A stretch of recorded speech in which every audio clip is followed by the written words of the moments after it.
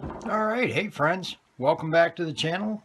I hope this means you enjoy what you're seeing.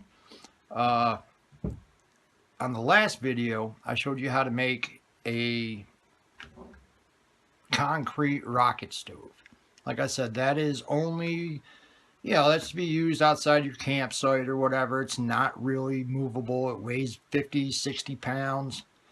But what I'm going to do now is I'm going to show you how to make a portable rocket stove.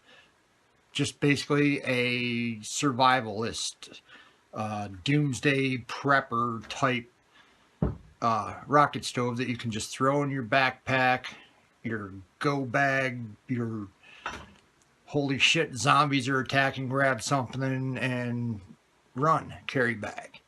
Okay, so what we're gonna do is well, I've already packed one and cracked one. What are we packing today? Well, we're still doing that there Copenhagen Straight. I showed you that project I'm working on. I got to get that finished up. And then we are going to crack something a little different today. I'm going to do one of these Seagram's Lemon Lime Hard Soda. That should be interesting. Actually, I've already had a couple, so it tastes pretty good. I recommend it if you guys like hard soda. Seagram's makes a lemon lime, a cherry cola, a grape, an orange cream. I believe there's a root beer. I'm not sure, but they're all pretty good. I'm not a big cherry cola fan myself, but the rest of them are really good. All right, let's get started on this project.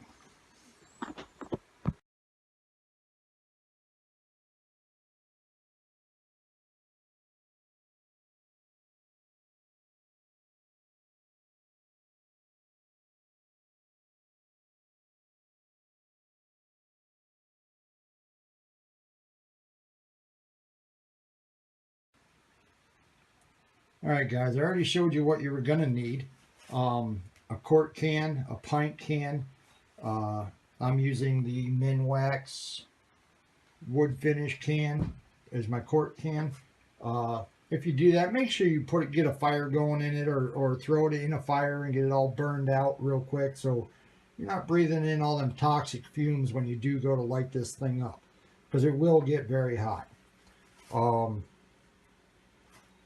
What you want to do is, and I already did some of this work just to make this video a little shorter, you want to cut off both sides, or the bottom side of your soup can or your quart can, sorry, pint can.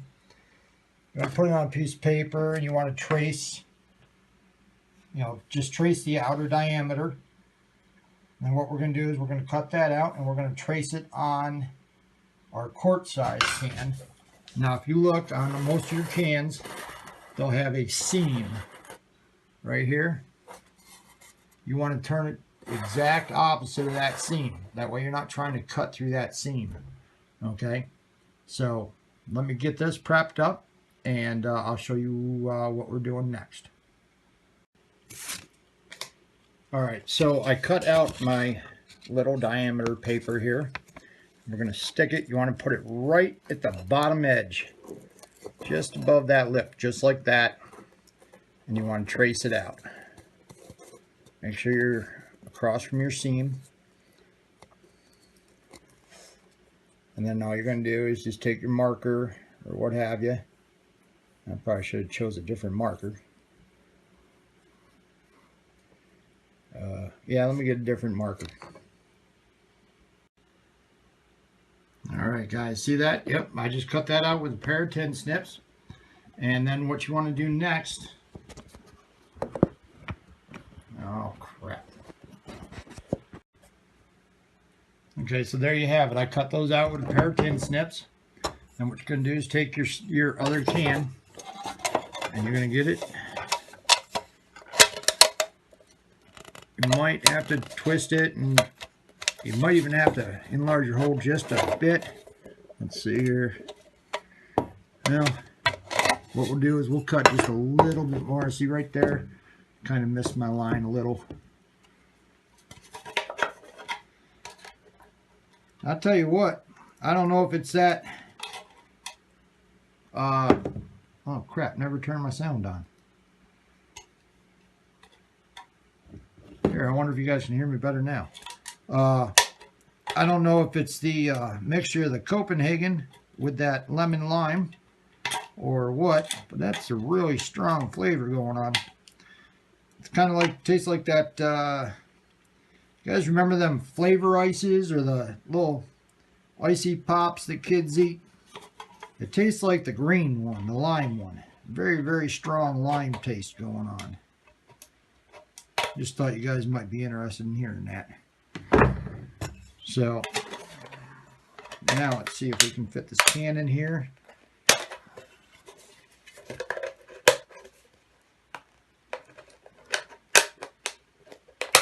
There we go. See that? See how nice and tight that fit is? Awesome, awesome. And that's going to be your stove. That's going to be your hot chamber. You're going to put sticks. Look, I went and got, all I did was grab some yard debris, just some sticks and stuff from out back. That's what we're going to burn. Now, well, okay, so you made a little burner. Now, how are you going to cook off of that? Well, let me change my drill bit here.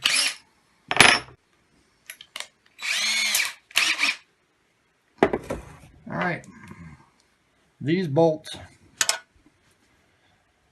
1/4-inch bolts, you know, 1/4-inch nuts. These are going to serve as a stand for your hot plate. And what you're going to do is right up here on top. See if we can get some more light into this situation here. You're going to try to evenly space out in all 4 corners. Right in the groove. You're going to drill you a hole.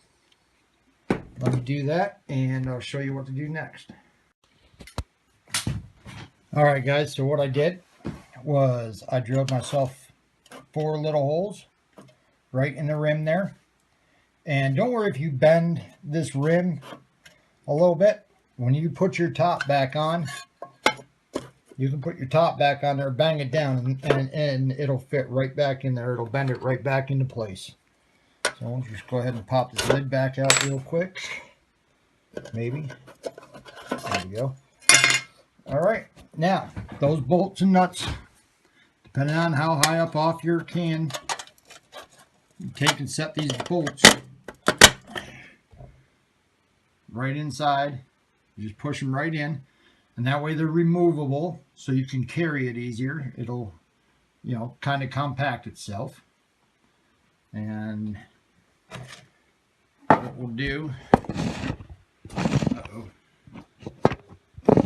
can't get my video set up anymore. I don't have one of them selfie sticks or a tripod or nothing else, so I'm trying to do all this one-handed. You can adjust these down to whatever height. Now let me get the other ones in and then I'll show you with the lid on. Alright, well, one of my holes seemed to have ripped open a little bit bigger than what I wanted it, so, but that's alright, it's still going to work. Like I said, it's a survival thing. It's going to be, you know, you can cook like a robin's egg on it, or little critters, scorpions, worms, grasshoppers, crawdads, whatever the hell you feel like cooking on it, really. And you can boil water because you always need to have, you know, keep yourself hydrated. Okay, so what I did was you just take the lid, you know, and you just set it right on top of these screws, these bolts. Like I said, that one got a little loose on me, but, and then you can put your canteen, or if you carry a soda can or a beer can or something with you, fill it up with water, set it right on top of there, and you can boil it. How long does it take to boil? Well, why don't we find out? I will take it outside. I will show you how to light it, and you yeah, we'll see. We'll see what happens. All right, guys. So we're outside. It's dark out. All right. See what I did? I just put a little bit of paper in there and some little twigs. See if we can get this to light.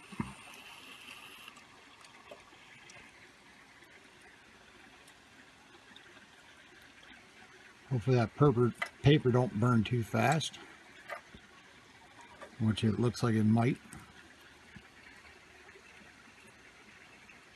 Little scraps of bark I found laying out there. Yeah, that might have to find me something else as a better starter.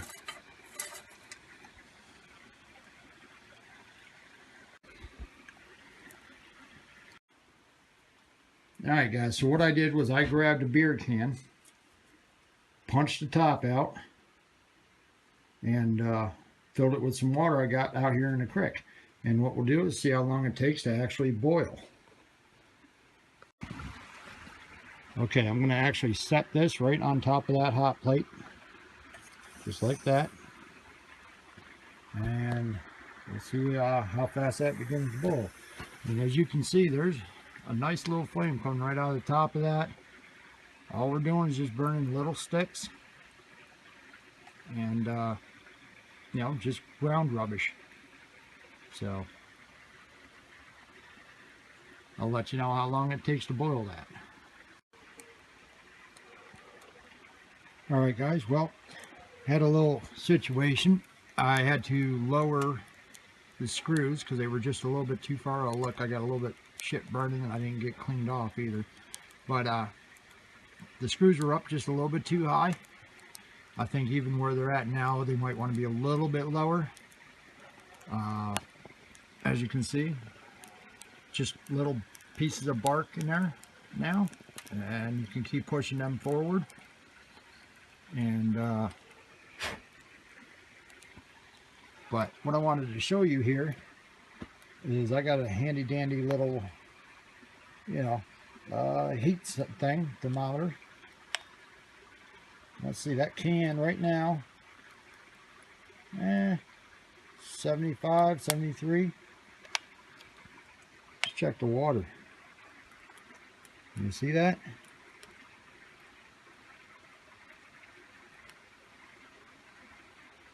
I think it's all over the place because I keep shaking it.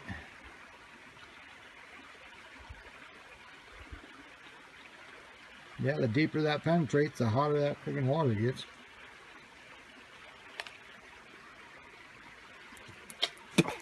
And it's only been about, like I said, 8-9 minutes now.